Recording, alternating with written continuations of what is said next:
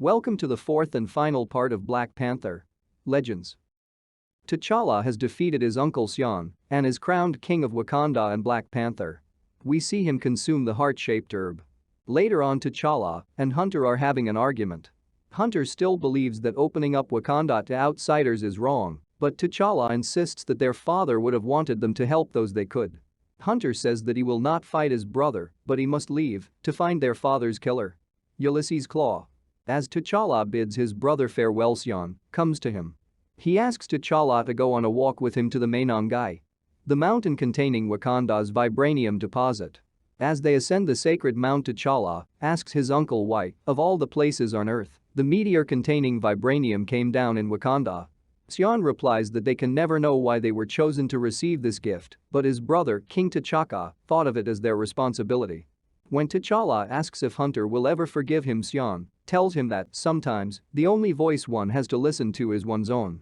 Just then, Shuri contacts T'Challa and asks that he return to the palace immediately.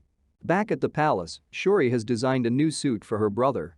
T'Challa quips that it looks exactly like the suit he's wearing now, but Shuri tells him that she has used new technology to design this one.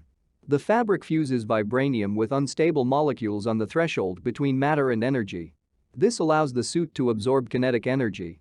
She based the design on the research of one Dr. Reed Richards, also known as Mr. Fantastic.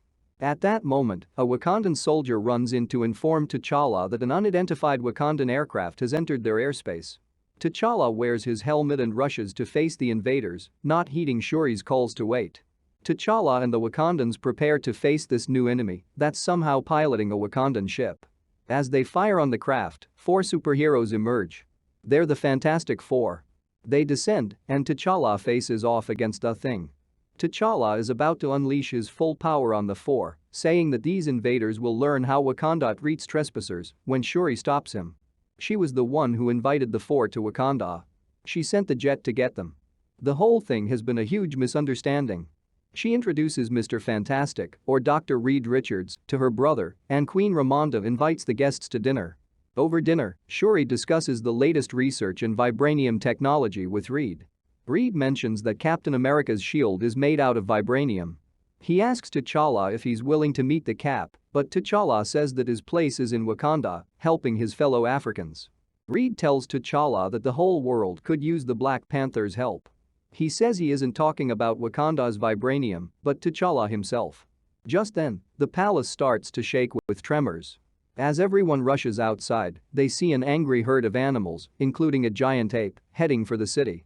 T'Challa and the Fantastic Four team up to face the raging beasts. As they fight the animals and evacuate the city, Shuri detects activity on the sacred mound, the storehouse of Wakanda's most precious resource. T'Challa makes for the mountain, and Okoye, along with the Dora Milaje, insists on accompanying him. The Fantastic Four assure T'Challa that they can defend the city from the beasts. As T'Challa approaches the mound, he sees a figure standing atop it. He instantly recognizes it. It's Claw, his father's killer. He has a weaponized prosthetic arm in place of the one that he lost in Wakanda all those years ago, and now he's back for the country's vibranium. He shoots a laser beam at T'Challa and Okoye pushes her king out of harm's way.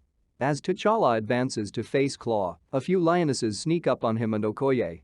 As Claw and the lionesses attack, Claw tells T'Challa that the Wakandans were so focused on keeping their enemies out that they failed to notice the threat growing inside their own kingdom. As T'Challa leaps up to save Okoye from a pouncing lioness, Claw hits him with a laser beam.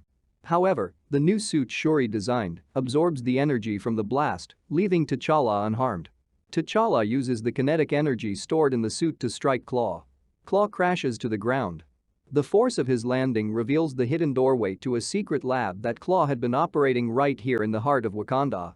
Just as T'Challa and Okoye notice it, the entire thing blows up. Shuri and the Fantastic Four see the explosion, and just afterwards, the rogue animals begin to disintegrate.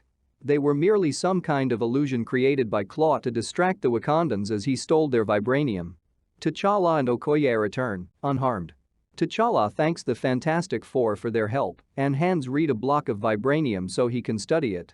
T'Challa travels to the neighboring country of Mohanda to find his brother, Hunter. Hunter grew up there before T'Chaka and Ramonda adopted him. He feels a pang of sadness when he sees it in ruins, even though it's so close to the beautiful, advanced Wakanda. T'Challa promises Hunter that they will rebuild the country together. He tells Hunter that Claw is dead and asks if he has proven himself as a worthy king.